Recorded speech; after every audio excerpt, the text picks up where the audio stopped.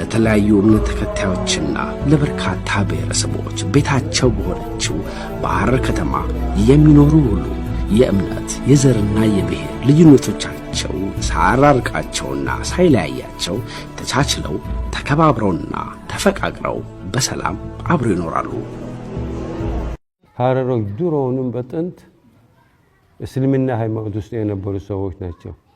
በዛ ነብዩ መሐመድ አለይሂ ሰላቱ ወሰለም በሳቸው መንገድ በመከተል ነው ይሄን ሁሉ ያያዙት። የቁርአን መንገድ በንጹህ በመከተል ነው የሚያዘው።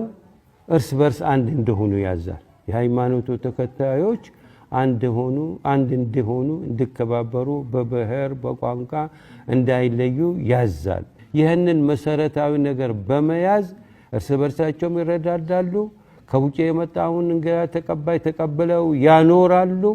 አብረው የሚኖሩ ሌላ ሃይማኖት ካለው ጋራም አንድ ላይ ሆነው በወንድማማችነት በአገር ጉዳይ አንድ ሆነው እየኖሩ በውርስ የመጣላቸው ነው። የሃይማኖታቸውና የመሐመድ ተከታይ በመሆናቸው በዚህ ነው ያመጡት።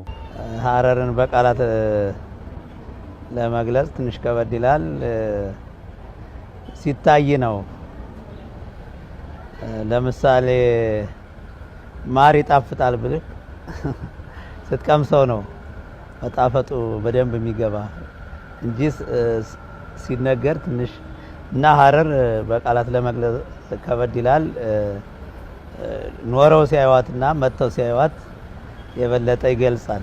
ሐረር በሰላም የሚኖርባት ህዝቦቿ በፍቅር የሚኖርባት የሃይማኖት ልዩነት የብሔር የቋንቋ ልዩነት ሳይኖር ህዝቦች ተቻችለው ተግባብተው የሚኖር በስሜት የሚግባቡባት ሳትናገር ማለት ነው።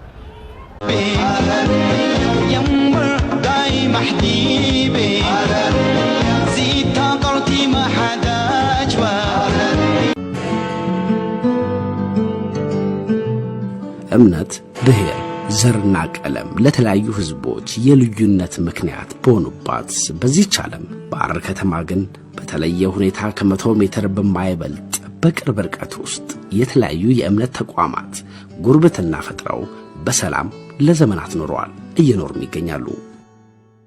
መስጊዱ ለቤተክርስቲያኑ፣ ቤተክርስቲያኑ ለመስጊዱ ክብር ሆኖ ማለት ተጠባብቆ አማኞቹም እንደዚያው አንዱ ያንዱን አክብረው የሚኖርባት ይሄ ግዙፉ ህንጻ የሚታይ ነው።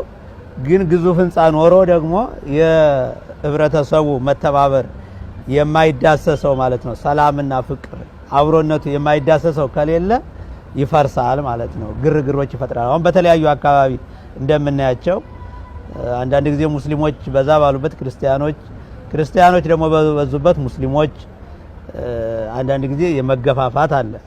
ሐረር ላይ ግን ይሄ የለም።